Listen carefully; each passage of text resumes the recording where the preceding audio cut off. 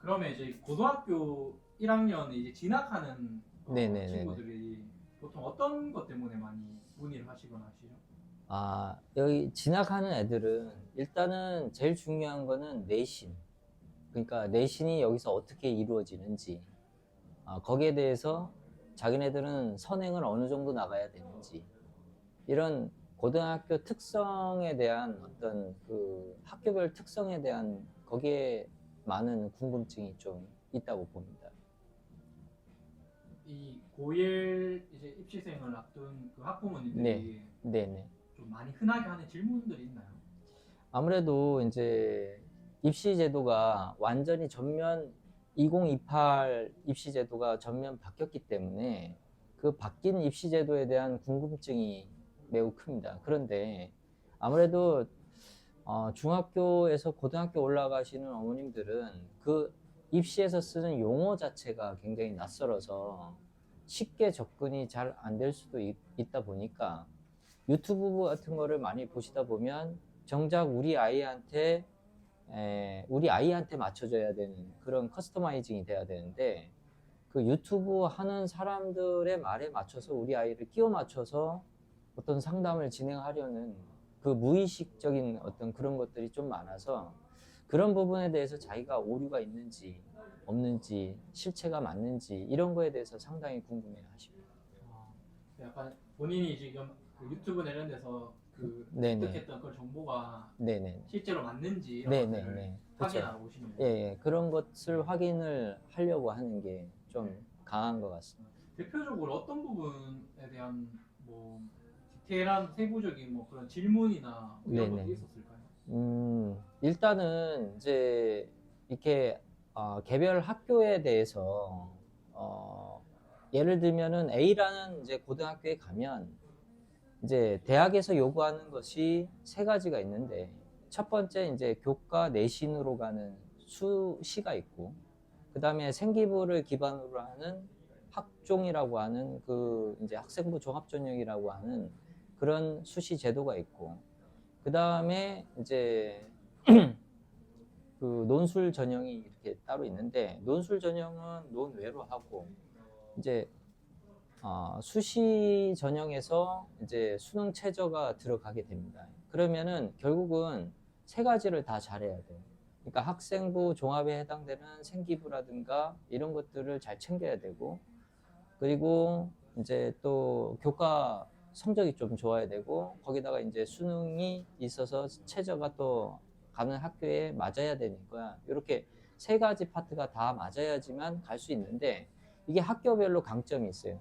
교과 내신이 수월한 학교가 있고 학생부 종합전형에서 세특을 잘 써주는 그 학교가 있고 또는 정시 모델이 좀 강한 학교가 있고 그렇다 보니까 이것이 이제 유튜브에서는 그 개별성, 지역적 개별성을 파악할 수가 없으니까 저희한테 구체적으로 이 학교는 뭐가 유리합니까? 이렇게 묻는 경향이 좀 많습니다.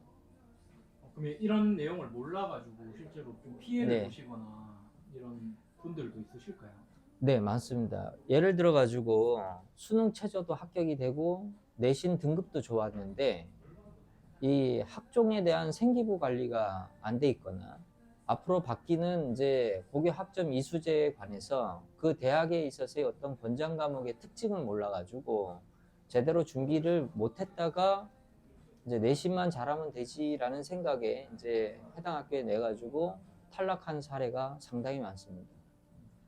그리고 내신이 좀 못한다 하더라도 그런 학생부 종합전형에 해당되는 생기부라든가 세특 이런 것들을 잘 챙겨서 낮은 내신에도 합격을 한 일부 학생들이 있는데 이런 경우는 조건이 있습니다. 그 해에 수능이 많이 어려웠을 경우에는 그게 가능합니다. 그 반대로 이런 상담이 되는 걸 제대로 잘 하셔서 네네. 잘 하게 되면은 조금 더 이 학생들이 좋은 학교나 원하는 학교를 네네네. 이렇게 가기가 좋아지나요? 그런 아, 사례도 있나요?